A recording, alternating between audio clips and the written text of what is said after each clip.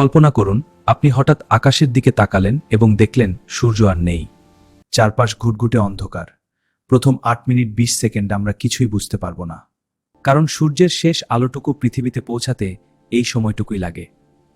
কিন্তু এরপর মুহূর্তেই পৃথিবী তার কক্ষপথ হারাবে। মহাকর্ষ বল না থাকায় পৃথিবী এক বিশাল মহাজাগতিক বুলেটের মতো ছিটকে যাবে মহাশূন্যের গভীরে। চাঁদ অদৃশ্য হয়ে যাবে, কারণ তাকে দেখার মতো কোনো আলো আর অবশিষ্ট থাকবে না। 1 সপ্তাহের মধ্যে পৃথিবীর তাপমাত্রা কমতে কমতে শূন্যের নিচে চলে যাবে।